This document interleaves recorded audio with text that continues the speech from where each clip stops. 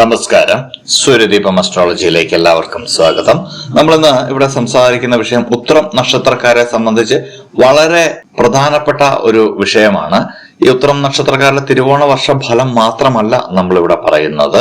ഇവർക്ക് ജീവിതത്തിൽ ഉണ്ടാകാവുന്ന ചെറിയ ചെറിയ പ്രശ്നങ്ങളെ എങ്ങനെ തരണം ചെയ്യാവുന്ന ലളിതമായിട്ടുള്ള കാര്യങ്ങളിലൂടെ നമ്മൾ പറഞ്ഞു തരുന്നുണ്ട്. ആദ്യം ഫലത്തിലേക്ക് നമ്മൾ കിടക്കും. അതിനുശേഷം അതിനുള്ള ചെറിയ ചെറിയ പരിഹാരങ്ങൾ. നമുക്ക് ചില സമയങ്ങളിൽ ജീവിതത്തിൽ ചില പ്രശ്നങ്ങൾ ഉണ്ടാവാറുണ്ട്. അതെല്ലാം മനുഷ്യർക്കും ഉണ്ടാവുന്നതാണ്.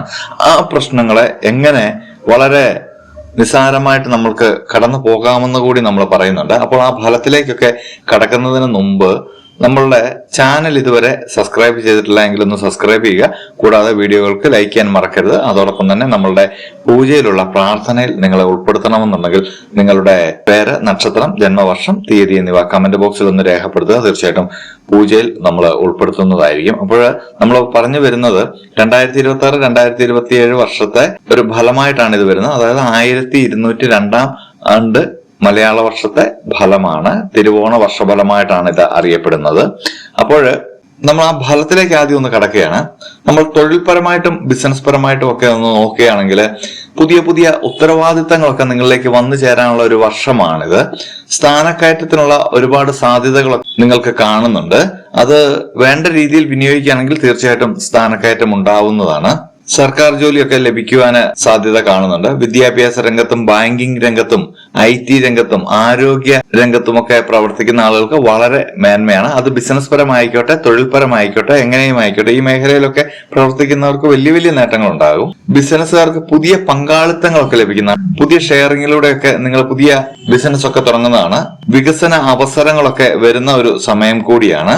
2027 തുടക്കത്തിൽ ബിസിനസ്സിലും തൊഴിലിലും ഒക്കെ ചെറിയ ചെറിയ സമ്മർദ്ദങ്ങൾ ഉണ്ടാകും. എന്നാലും പിന്നീട് അതങ്ങോട്ട് മാറി നല്ലൊരു പൊസിഷനിലേക്ക് പോകുന്നതാണ്.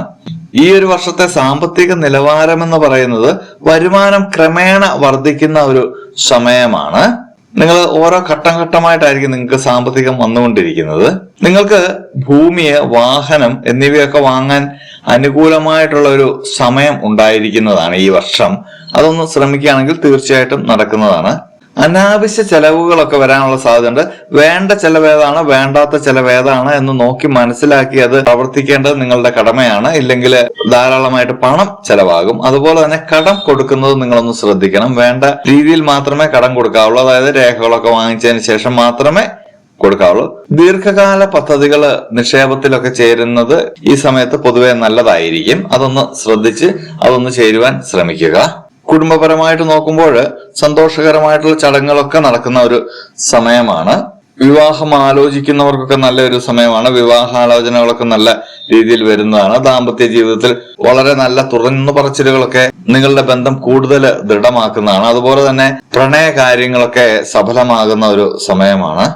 നിങ്ങൾ ഈ വർഷം ഒന്ന് ശ്രദ്ധിക്കേണ്ട സ്ഥിരമായിട്ടുള്ള ഒരു വ്യായാമവും ഭക്ഷണക്രമവും ഒക്കെ നിങ്ങളൊന്ന് ശ്രദ്ധിച്ചു പോരേണ്ടതാണ്. ഇല്ലെങ്കിൽ ദഹനക്കുറവ് അങ്ങനെയുള്ള പ്രശ്നങ്ങളൊക്കെ ഉണ്ടാകും. മാനസിക സമ്മർദ്ദം, ഉറക്കക്കുറവൊക്കെ ഉണ്ടാകുന്ന ഒരു സാഹചര്യം കൂടി ആരോഗ്യത്തില് ഉണ്ടാവുന്നുണ്ട്. ബാക്കിയുള്ള ആരോഗ്യ കാര്യങ്ങളെല്ലാം പൊതുവെ മെച്ചമായിട്ടാണ് കാണുന്നത്. വിദ്യാർത്ഥികളെ സംബന്ധിച്ച് പഠനത്തിൽ നല്ല പുരോഗതി ഉണ്ടാകുന്ന ഒരു സമയമാണ്. പഠനത്തിൽ ശ്രദ്ധ കേന്ദ്രീകരിക്കുകയാണെങ്കിൽ തീർച്ചയായിട്ടും വിജയമാണ്. മത്സര പരീക്ഷകൾക്കൊക്കെ നിങ്ങൾ തയ്യാറെടുക്കുന്ന, അതായത് വിദ്യാർത്ഥികൾ മാത്രമല്ല, സർക്കാർ ഉദ്യോഗം, വിദേശത്തേക്ക് പോകാനുള്ള പരീക്ഷകൾ, അതിലൊക്കെ നിങ്ങൾ തയ്യാറെടുക്കുകയാണെങ്കിൽ ഒരു കഠിനാധ്വാനം ഉണ്ടാവുമെങ്കിൽ അതിനനുസരിച്ച് അതിലും മേലെയുള്ള ഒരു നേട്ടമൊക്കെ നിങ്ങൾക്ക് ഉണ്ടാക്കാൻ പറ്റുന്ന ഒരു സമയമാണ്.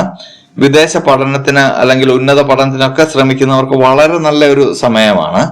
വിദേശ യാത്ര ആഗ്രഹിക്കുന്നവർക്ക് അനുകൂലമായിട്ടുള്ള സന്ദർഭങ്ങൾ വരുന്നുണ്ട്. അത് കൃത്യമായിട്ട് വിനിയോഗിക്കുക എന്നുള്ളതാണ് നിങ്ങൾ ചെയ്യേണ്ടത്. തൊഴിലിലെ, പഠനത്തിലെ, കുടുംബകാര്യങ്ങള് എന്നിവയുമൊക്കെ ആയിട്ട് നിങ്ങൾക്ക് ദീർഘദൂരത്തില് യാത്രകളൊക്കെ ചെയ്യേണ്ടതായിട്ടൊക്കെ ഈ വർഷം വരുന്നുണ്ട്. ആ യാത്രകളൊക്കെ വളരെയധികം ഗുണം ചെയ്യുന്ന യാത്രകളായിട്ടാണ് കാണുന്നത്.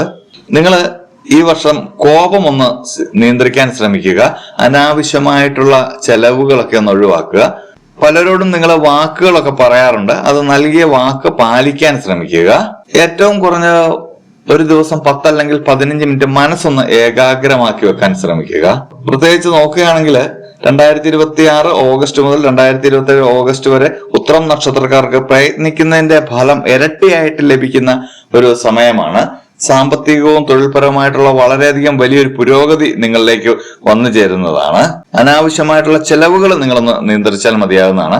അപ്പോൾ ഈ ഉത്രം നക്ഷത്രക്കാരെ സംബന്ധിച്ച് തിരുവോണ വർഷഫലം വളരെ നല്ലൊരു വർഷഫലമായിട്ടാണ് കാണുന്നത്. ചെറിയ ചെറിയ ആരോഗ്യ പ്രശ്നങ്ങളും ചെറിയ അമിത ചെലവുകളും ഒഴിച്ചാൽ ബാക്കിയെല്ലാം നിങ്ങൾക്കൊന്ന് നല്ലൊരു സമയമായിട്ടാണ് കാണുന്നത്. ഇതിന് ലളിതമായിട്ടുള്ള ഒരു പരിഹാരം നമ്മൾ പറയുകയാണ്.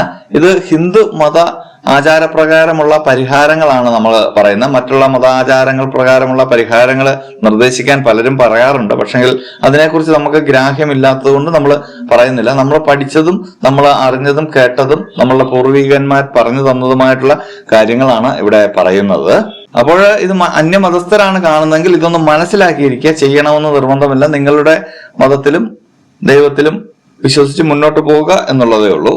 ഇത് ചെയ്യാൻ കഴിയുന്നവർ നമ്മൾ ഇനി പറയുന്ന കാര്യങ്ങളിൽ ലളിതമായിട്ടുള്ള പരിഹാരങ്ങളാണ്, അതൊന്ന് ചെയ്യുക. എല്ലാ ഞായറാഴ്ചയും രാവിലെ സൂര്യഭഗവാന് ജലാർപ്പണം ചെയ്യുന്നത് വളരെ നല്ലതാണ്. അതുപോലെ തന്നെ ശിവക്ഷേത്രത്തിലൊക്കെ പോകുന്നവരാണെങ്കിൽ ജലാഭിഷേകം ചെയ്യുന്നതും വളരെ നല്ലതാണ്. വിഷ്ണു ക്ഷേത്രത്തിൽ പോകുമ്പോൾ തുളസിമാല സമർപ്പിക്കുക. ഇതൊക്കെ ചെറിയ ചെറിയ ലളിതമായിട്ടുള്ള പരിഹാരങ്ങളാണ്. ഞായറാഴ്ച ദിവസം പശുവിന് പുല്ലോ പഴമോ ഒക്കെ നൽകുന്നത് നല്ലതാണ്. പ്രത്യേകം ശ്രദ്ധിക്കുക, ഈ ദാനം നൽകുമ്പോൾ പശുവിന് തന്നെ നൽകാൻ ശ്രമിക്കുക. എല്ലാ ദിവസവും രാവിലെ ഉണർന്നെഴുന്നേൽക്കുന്ന ഉടനെ സൂര്യദേവനെ സ്മരിക്കുക. 108 തവണ സൂര്യമന്ത്രം ജപിക്കുക എന്നുള്ളതാണ്. ഓം ഹ്രാം ഹ്രീം ഹ്രൗം സ സൂര്യായ നമ എന്ന മന്ത്രമാണിത്. ഇത് 108 തവണ നിങ്ങൾ ഏകാഗ്രമായിട്ട് ജപിക്കേണ്ടതുണ്ട്. ഇത് 108 തവണ നിങ്ങൾക്ക് ജപിക്കാൻ കഴിഞ്ഞില്ലെങ്കിൽ 9 തവണയെങ്കിലും ജപിക്കുക എന്നുള്ളതാണ്. ഇനി നമ്മൾ പറയുന്ന കാര്യങ്ങൾ നിങ്ങൾ 41 ദിവസം കൃത്യമായിട്ട് അനുവർത്തിച്ചു പോരുകയാണെങ്കിൽ നിങ്ങളുടെ ജീവിതത്തിൽ ഉണ്ടാകുന്ന പ്രശ്നങ്ങളെല്ലാം മാറിക്കിട്ടുന്നതാണ്. ഈ 41 ദിവസം നമ്മൾ ഈ പറയുന്ന ചെറിയ ചെറിയ കാര്യങ്ങൾ ചെയ്താൽ മതിയാകുന്നതാണ്. എന്നും രാവിലെ എഴുന്നേറ്റ് കുളിച്ച് ശുദ്ധിയായ വസ്ത്രം ധരിക്കുക. ഇതാണ് നിങ്ങൾ ആദ്യം ചെയ്യേണ്ടത്. അതിനുശേഷം കിഴക്കോട്ട് തിരിഞ്ഞു നിൽക്കുകയോ ഇരിക്കുകയോ നിങ്ങൾക്ക് ചെയ്യാം. ചെറിയ ചെമ്പ് പാത്രത്തില് ജലമെടുത്തതിന് ശേഷം സൂര്യന് ജലാർപ്പണം ചെയ്യുക. ചെമ്പുപാത്രമാണ് ഏറ്റവും നല്ലത്. ചെമ്പുപാത്രം ലഭിക്കാനില്ലെങ്കിൽ കൈക്കുമ്പിളില് എടുത്ത് അർപ്പണം ചെയ്താലും മതി. ഈ സമയത്ത് നമ്മൾ പറഞ്ഞ സൂര്യമന്ത്രം ജപിക്കുക എന്നുള്ളതാണ്.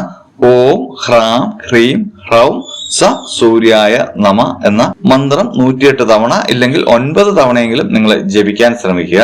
ഇതെല്ലാം കഴിഞ്ഞതിന് ശേഷം ഒരു 5 മിനിറ്റ് നേരം മനസ്സ് ഏകാഗ്രമാക്കി പ്രകൃതിയിലെ ശബ്ദങ്ങൾ മാത്രം ശ്രവിച്ചുകൊണ്ട് ഇരിക്കുക. മറ്റുള്ള ശ്രദ്ധകളിലേക്കെങ്ങും പോകാതിരിക്കുക. അതുപോലെ തന്നെ ശിവക്ഷേത്ര ദർശനം നടത്തുമ്പോഴെല്ലാം ഓം നമ ശിവായ എന്ന മന്ത്രം മാത്രം ജപിച്ചുകൊണ്ട് ആ ക്ഷേത്ര പരിസരത്ത് നിങ്ങൾ കുറച്ച് സമയം ചിലവഴിക്കേണ്ടതാണ്. നിങ്ങളുടെ മറ്റ് പ്രശ്നങ്ങളെ ഒന്നും അവിടെ അവതരിപ്പിക്കാൻ നിങ്ങൾ ശ്രമിക്കരുത്. നമ്മൾ പോയി പ്രാർത്ഥിക്കുമ്പോൾ ഈ ഒരു കാര്യം മാത്രം ചെയ്യുക. അതുപോലെ തന്നെ ഈ വരുന്ന എല്ലാ വ്യാഴാഴ്ചയും വിഷ്ണു ക്ഷേത്രത്തിൽ ദർശനം നടത്തുകയും ഓരോ തുളസിമാല സമർപ്പിക്കുകയും ചെയ്യുക.